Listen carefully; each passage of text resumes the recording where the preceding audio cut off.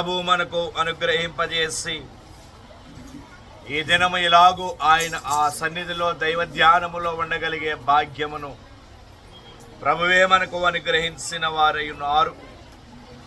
ఆయనకే నిండు మహిమ ఘనత ప్రభావములో యుగ యుగములో ఆయనకే మెండుగా కలుగును గాక. ఆమేన్. పగటి కాలమంతయు ఆరాధన కార్యక్రమములలోను కుటుంబ సంబంధమైన వ్యవహారములలోను పనిపాటులలోను అలసిన వారై ఉన్నప్పటికీ ఈ రాత్రికాల సమయము మరలా ఆయన సన్నిధికి వెళ్ళాలి, ఆయన శిలువను ధ్యానము చేయాలి అనబడే ఆసక్తి కలిగి ప్రభువు సన్నిధికి వచ్చినటువంటి ఆయన బిడలారా, ప్రభువు మిమ్ములను, మీ కుటుంబములను, మీ పనిపాటులను, మీరు చేయించిన సకల కార్యములను దేవుడు బహుగా దీవించి ఆశీర్వదించును గాక.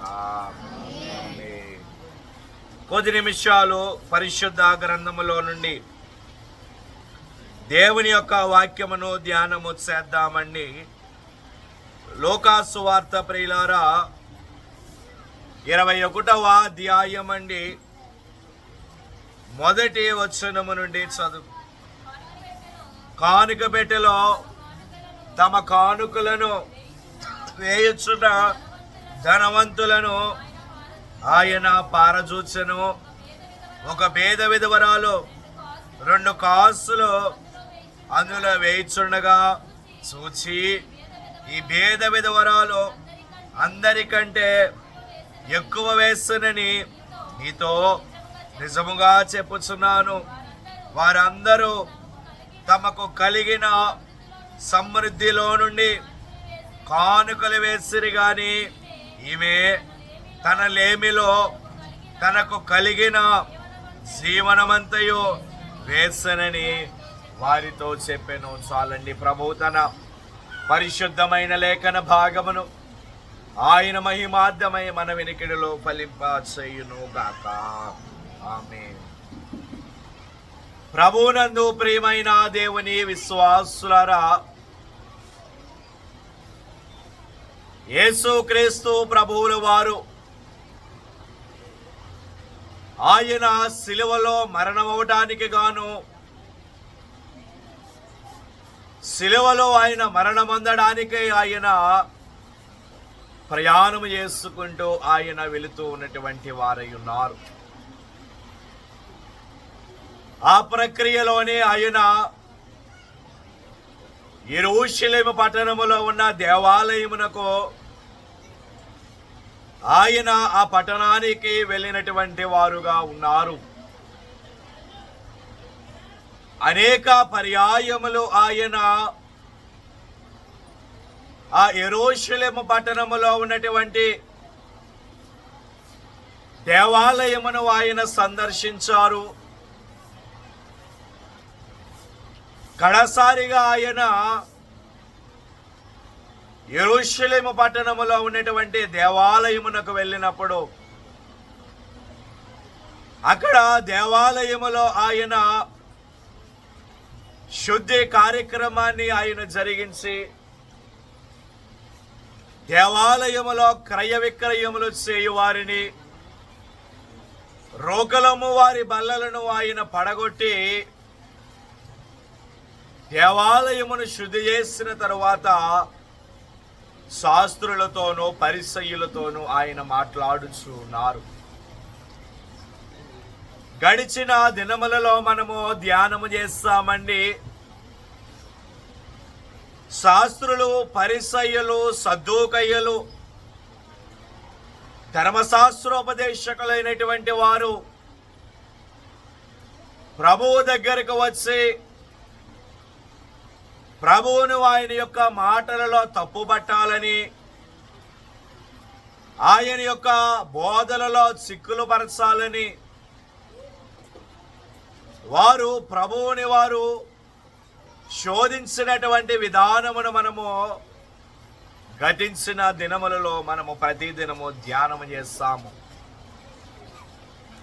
గడిచిన 2 దినాలలో యేసు ప్రభువుల వారి స్వయముగా పరిసయ్యుల దగ్గరికి వెళ్ళి వారిని కొన్ని ప్రశ్నలు ఆయన అడిగారు. ఆ ప్రశ్నలకు వారు జవాబుని ఇయ్యలేకపోగా ఆయన వారికి జవాబుని ఇచ్చారు. ఇదంతయు అయిన తరువాత మందిరములో ఆయన కానుక పెట్టె దగ్గర ఆయన కూర్చుని ఉన్నారు. దేవాలయం అంతా ఆయనదేనండి. పరిశుద్ధ స్థలము, అది పరిశుద్ధ స్థలము, ఆవరణం ఇవన్నీ కూడా ఆయనవే. అయితే ఆయన వాక్యమును బోధన ముగించిన తరువాత కానుక పెట్టె దగ్గర ఆయన కూర్చుని ఉన్నారు. ఆ దినము దేవుని యొక్క బోధన వినడానికి కొన్ని వందల మంది దేవుని మందిరమునకు వారు వచ్చిన వారుగా ఉన్నారు. వారు దేవుని వాక్యమును విన్న తరువాత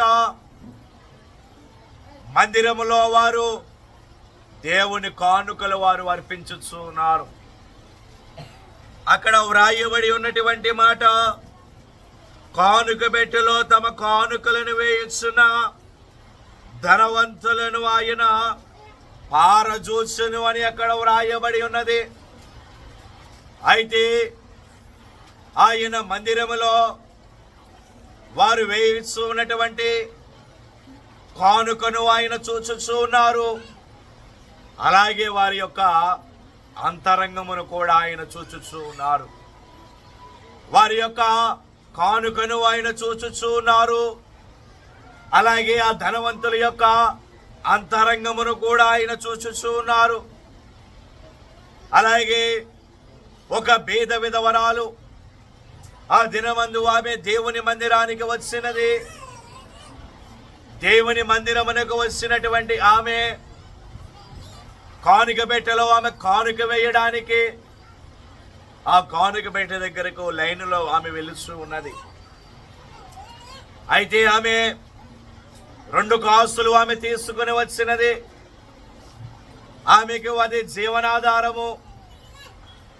ఆమె జీవనమంతయు ఆ 2 కాసుల మీదే ఆధారపడి ఉన్నది. అయితే ఆమె మదిలో ఎంతో ఆమె మదనపడుచూ ఉండవచ్చును. నా దగ్గర ఈ 2 కాసులే ఉన్నవి, నేను ఈ 2 కాసులు దేవునికి ఇచ్చేయాలా, లేదా 1 కాసు నా కోసం ఉంచుకొని 1 కాసు దేవునికి ఇవ్వాలా, 1 నాణ్యము నా దగ్గరే ఉంచుకొని 1 నాణ్యాన్ని దేవునికి ఇవ్వాలా, 2 కాసులు నేను వేసేస్తే నా జీవనం ఎలాగూ, నా జీవనోపాధి ఎలాగూ అని ఆమె మదిలో ఎంతో మదనపడుచు ఆ కానుక పెట్టే వరకు ఆమె వెళ్ళి ఉండవచ్చును. కానీ ఆ కానుక పెట్టే దగ్గరికి వెళ్ళిన తర్వాత ఆమె ఏమనుకున్నదో ఏమో, ఆమె దగ్గర ఉన్న 2 కాసులు అందులో వేసేసి కానుక పెట్టెలో వేసేసి వెళ్ళి ఎవరి స్థలములలో వారు కూర్చున్నారు. అప్పుడు ప్రభువు వారిని చూచి అంటూ ఉన్నటువంటి మాట, ఈ దినము దేవాలయములో కానుకలు అర్పించిన వారి కంటే ఈ బీద విధవరాలు ఎక్కువ కానుక వేసినది. ఆశ్చర్యపోయారు అక్కడ ఉన్నవారు. అదేమిటి ప్రభువా, చాలా మంది ధనవంతులైనటువంటి వారు డబ్బు సంచి తీసుకుని వచ్చి అందులో వేస్తారు కదా, మరి నీవేమిటి ఈ బీద విధవరాలు ఎక్కువ కానుక వేసింది అంటూ ఉన్నావు అని వారే ఆశ్చర్యపోయారు. దానికి ప్రభు అంటూ ఉన్నటువంటి మాట, ఆ ధనవంతులైనటువంటి వారందరూ కూడా వారికి కలిగిన సమృద్ధిలో నుండి వారు కానుక వేస్తారు. వారికి సమృద్ధిగా ఉన్నది, ఆ సమృద్ధిలో నుండి వారికి కానుక వేస్తారు. కానీ ఈ బీద విధవరాలు, ఆమె దగ్గర 2 కాసులు మాత్రమే ఉన్నవి, అది తన జీవనము. కానీ ఆమె ఏమాత్రమును ఆలోచన చేయకుండా ఆ 2 కాసులు ఆమె తీసుకుని వచ్చి ప్రభు సన్నిధిలో ఆమె అర్పించింది. కనుకనే ఆమె ఎక్కువ కానుక వేసింది అని ప్రభువుల వారు ఆమెను గురించి అన్నారు.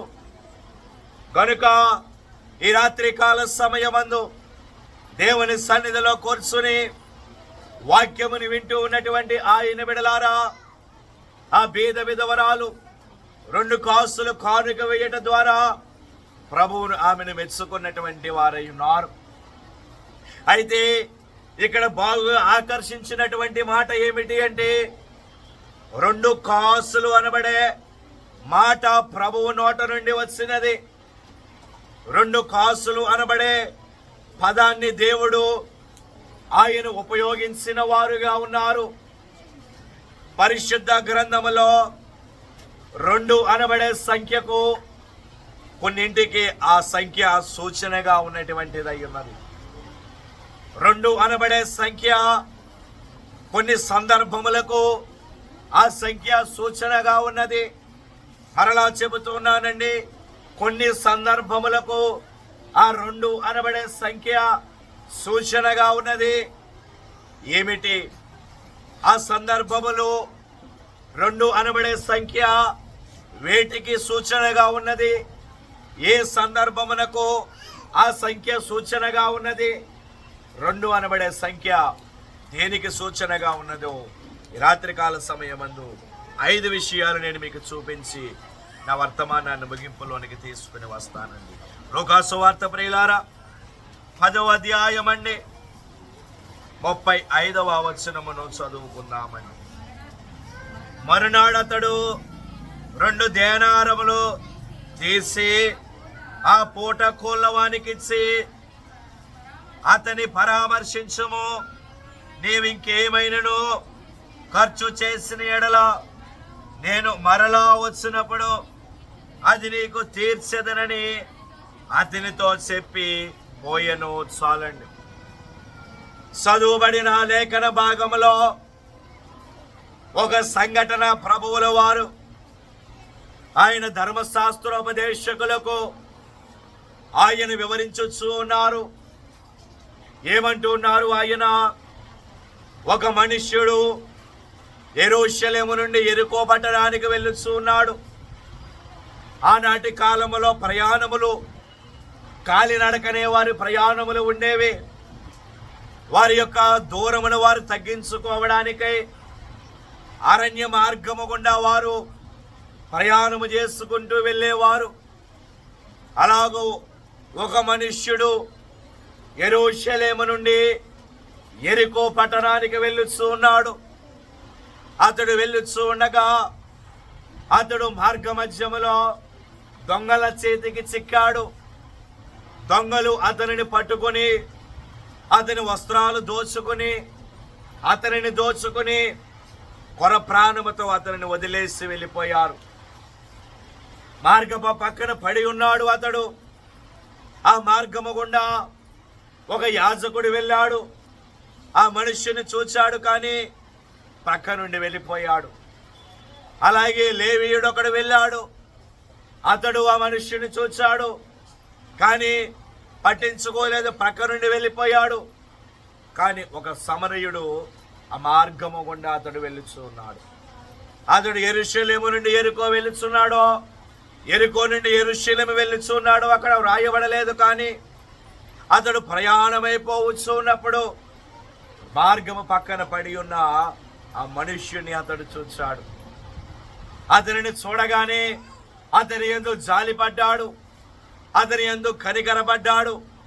కనికరపడి వెంటనే అతని దగ్గరకు పరిగెత్తుకుంటూ వెళ్ళి తన దగ్గర ఉన్న ద్రాక్షారసమును, తన దగ్గర ఉన్న నూనెయు ఆ మనుష్యునికి రాసి అతని గాయములు కట్టి అతనిని వాహనము ఎక్కించి కోటకోళ్ళ వాని దగ్గరకు ఆయనను తీసుకుని వచ్చాడు. అనగా యెరూషలేములో ఉన్న ఒక హోటల్కు ఆయనను తీసుకుని వచ్చాడు.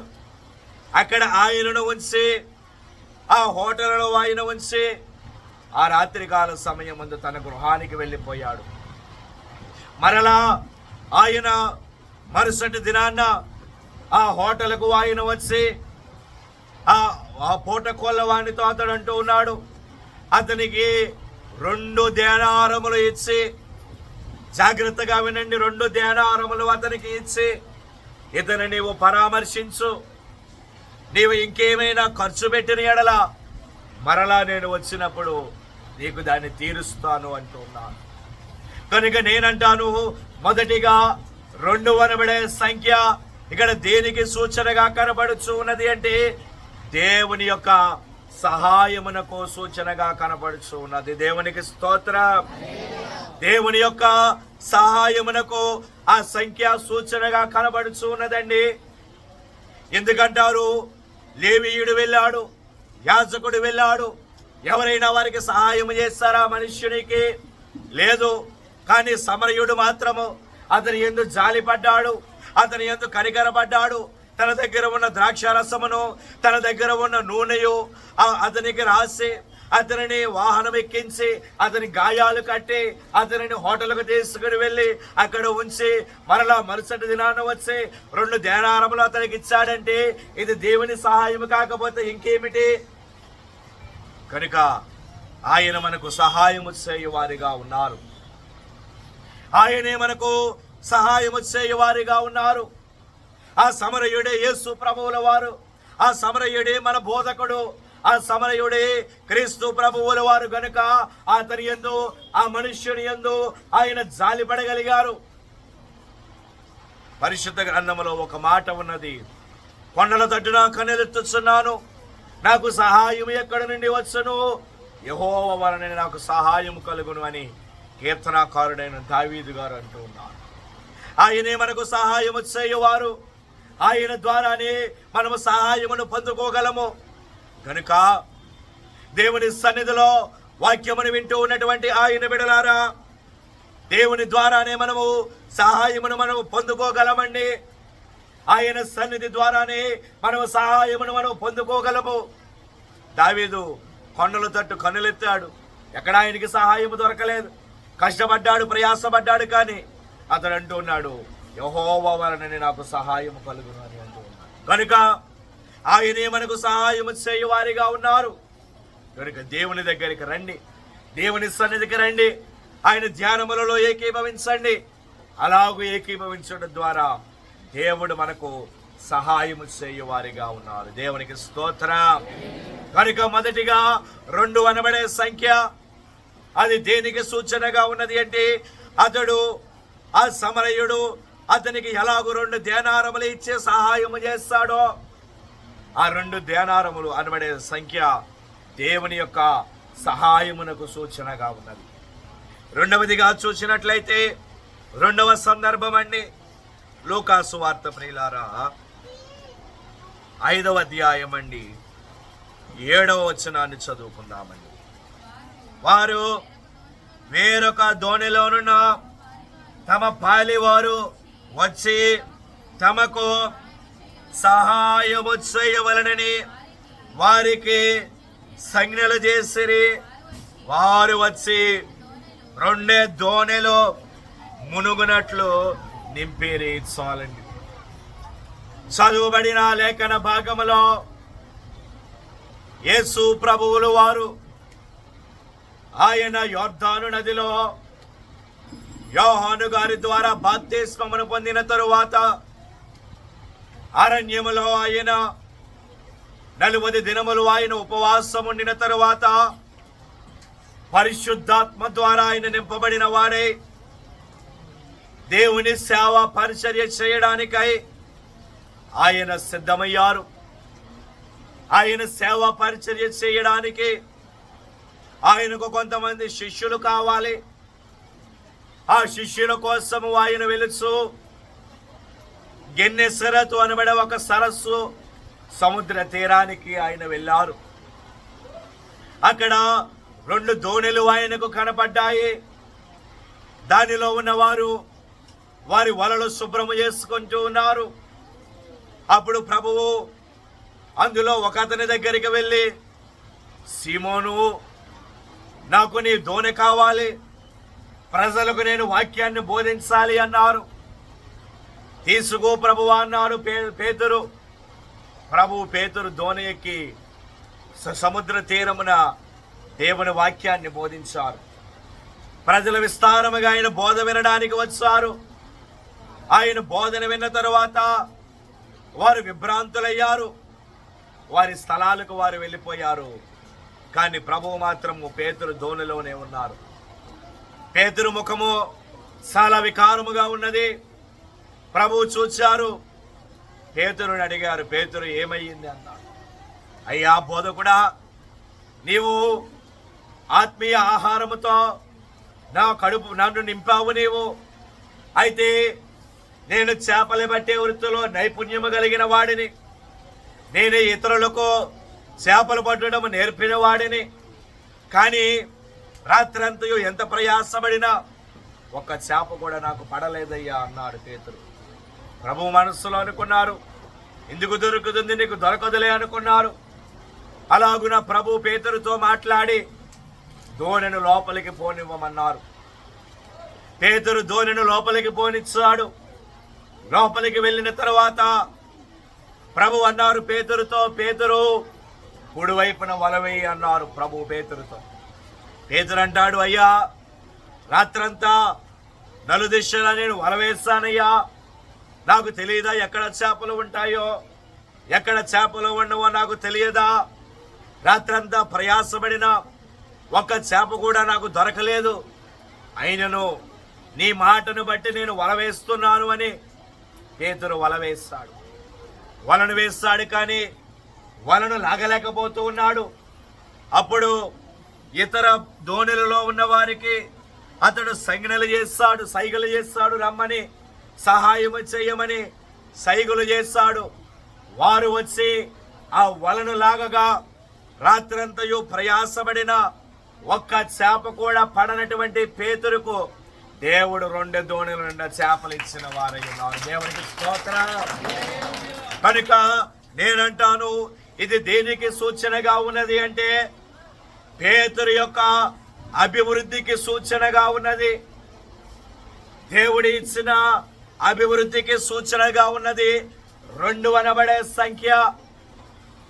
దేవుడిచ్చిన అభివృద్ధి సామాన్యమైనటువంటి అభివృద్ధి కాదు ప్రియులారా. ఆయన పేతురు అంపటి వరకు ప్రయాసపడ్డాడు. ఆ రాత్రికాల సమయమందు అతడు వల వేస్తుంటే ఏవో కొన్ని చేపలు దొరికి ఉండేవేమో, కానీ దేవుడు ఆ కొన్ని చేపలను దూరం చేసి ఆయన అభివృద్ధిని పేతురుకు ఇవ్వడానికి దేవుడు పేతురు దోణిని ఎక్కాడు. పేతురు దోణిని ఎక్కి లోపలికి తీసుకుని వెళ్ళి 2 దోణిల నిండా అభివృద్ధిని దేవుడు పేతురికి ఇచ్చాడు. ఆ చేపలను తీసుకుని వెళ్ళి అతడు అమ్ముకున్నాడు. అమ్ముకొని వచ్చిన డబ్బును తన కుటుంబానికి ఇచ్చి పేతురు దేవుని వెంబడించుకుంటూ వెళ్ళిపోయాడు. కనుక ఈ 2 అనబడే సంఖ్య అక్కడ దేనికి సూచనగా ఉన్నది అంటే ఆయన యొక్క అభివృద్ధికి సూచనగా ఉన్నది. కనుక దేవుడే మనకు అభివృద్ధిని దయచేయువారు. పరిశుద్ధ గ్రంథంలో ఒక మాట ఉన్నది, దావీదు అంతకంతకు అభివృద్ధి నొందెను అని వ్రాయబడి ఉన్నది. కారణం ఏమిటి? దావీదు దేవుని పక్షముగా నమ్మకముగా ఉన్నాడు, యథార్థముగా ఉన్నాడు. కనుకనే దేవుడు దావీదును అభివృద్ధి పొందించుకుంటూ వచ్చారు. కనుక మనమును దేవునిలో నమ్మకముగా ఉండాలి, యథార్థముగా ఉండాలి. అప్పుడే దేవుడు మనకును పేతురికి ఎట్టి అభివృద్ధిని దేవుడు దయచేస్తారో అట్టి అభివృద్ధిని ఆయన మనకు దయచేయు వారిగా ఉన్నటువంటి వారై ఉన్నారు. దేవునికి స్తోత్రం. రాత్రంతయు శ్రమ పడినా రాలేదు ప్రభు జయము,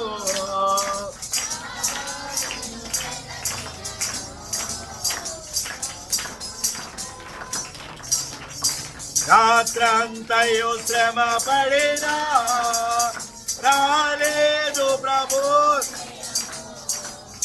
రహదారులు వెదకినను రాదాయను ప్రతిఫలము, రక్షించుని సిలువా రమణీయలో కులలో రతనాలను వెదకుటలో రాజేల్లున పడవా, రతనాలను వెదకుటలో రాజేల్లున పడవా, నడిపించున నావా నడిసాంద్రం నవజీవన మార్గమునా రాజన్మ ధరి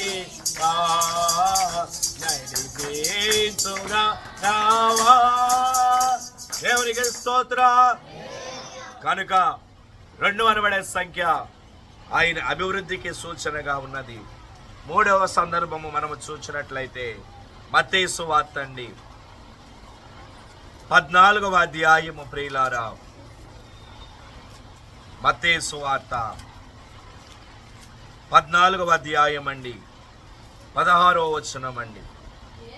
యేసు వారు వెళ్ళనక్కరలేదు, మీరే వారికి భోజనము పెట్టుడని వారితో చెప్పగా, వారు ఇక్కడ మన యొద్ద 5 రొట్టెలను 2 చేపలను తప్ప మరేమీ లేదని ఆయనతో చెప్పిరి. చాలండి.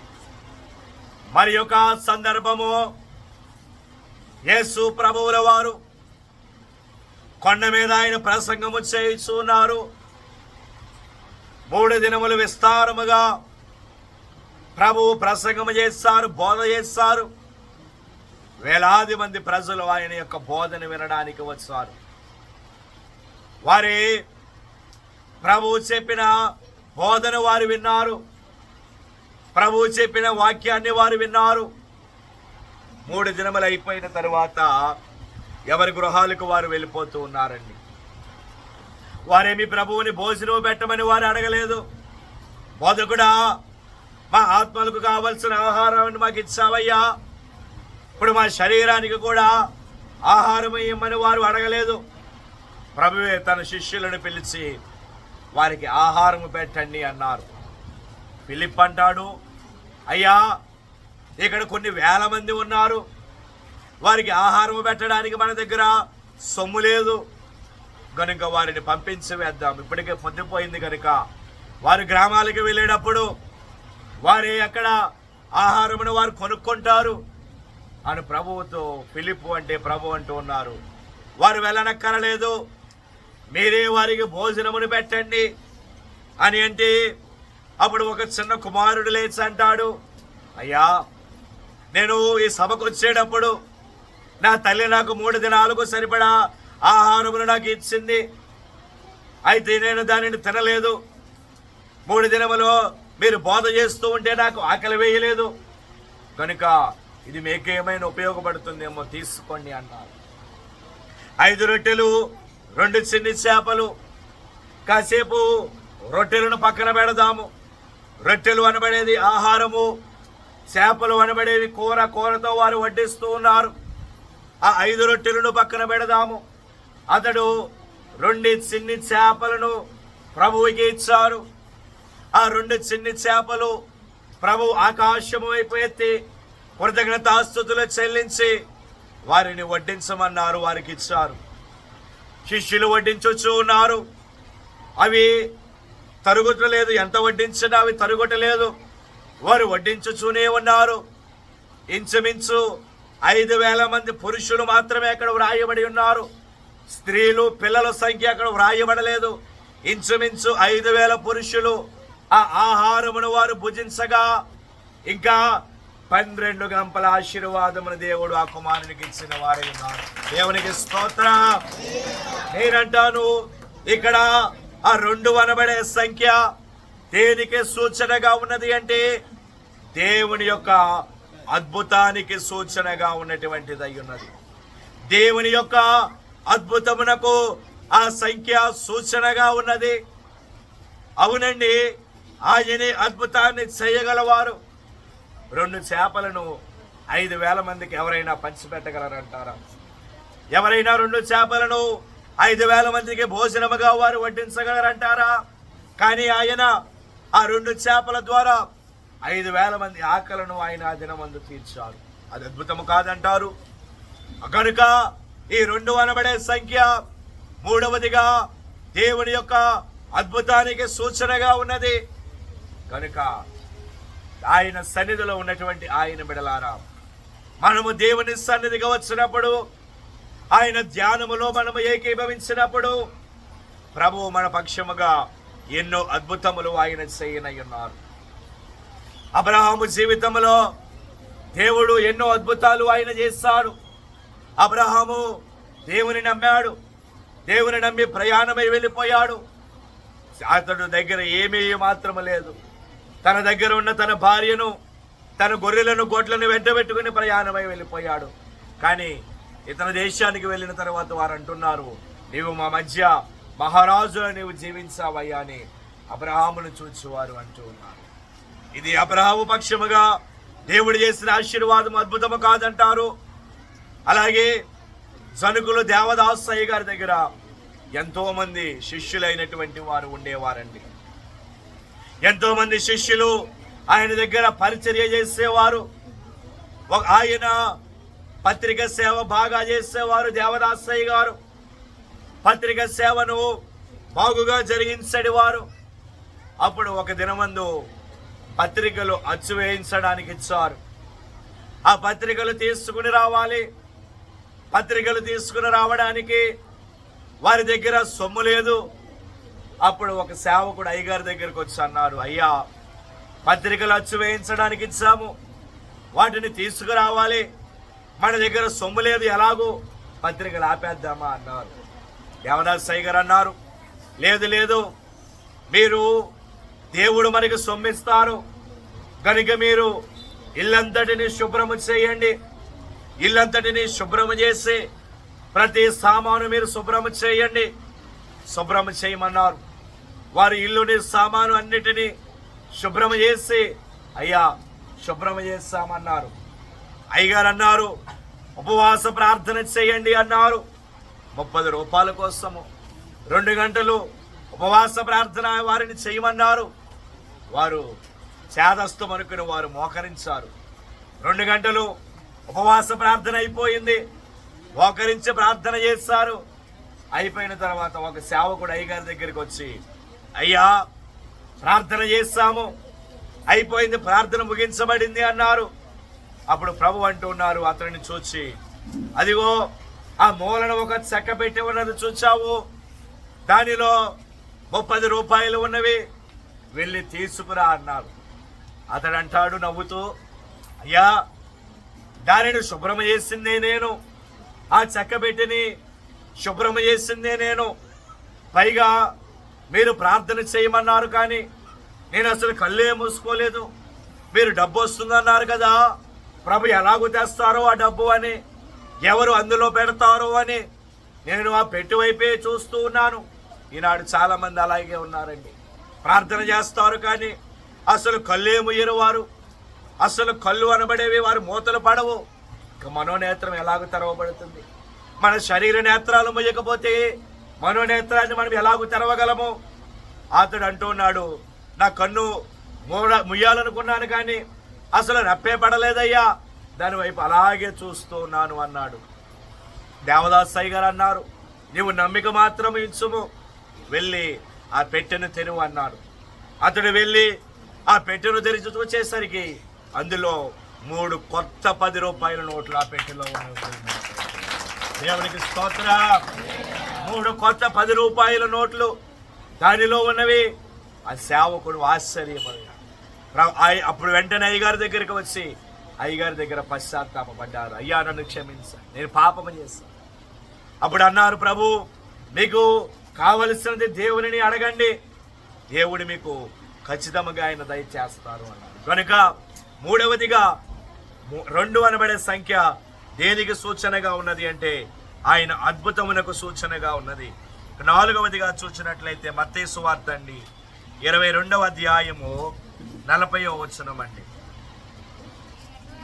ఈ 2 ఆజ్ఞలు ధర్మశాస్త్రం అంతటికి ప్రవక్తలకును ఆధారమై ఉన్నవని అతనితో చెప్పాను చాలండి. ఇక 4వదిగా 2 అనబడే సంఖ్య దేనికి సూచనగా ఉన్నది?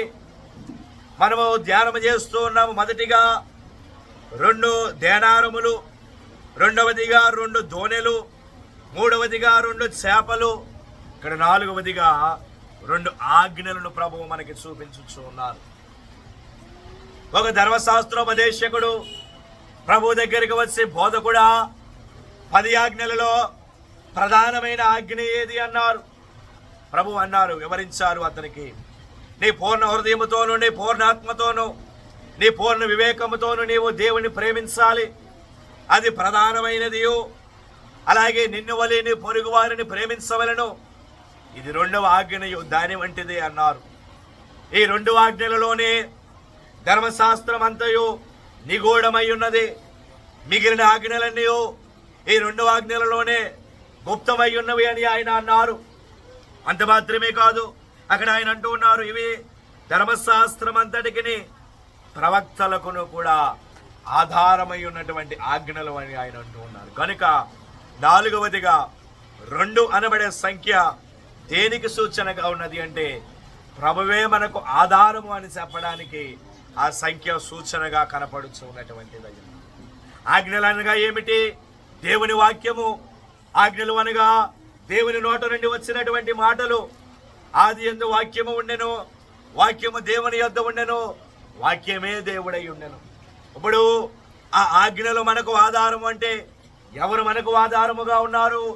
యేసు ప్రభువులు వారే మనకు ఆధారముగా ఉన్నారు అని చెప్పడానికి ఆయన దానిని సూచనగా మనకి చూపించవచ్చు ఉన్నారు. కనుక నాలుగవదిగా 2 అనబడే సంఖ్య ప్రభు మనకు ఆధారం అని చెప్పడానికి సూచనగా ఉన్నది. 5వదిగా చూసినట్లయితే మార్కు సువార్త 12వ అధ్యాయము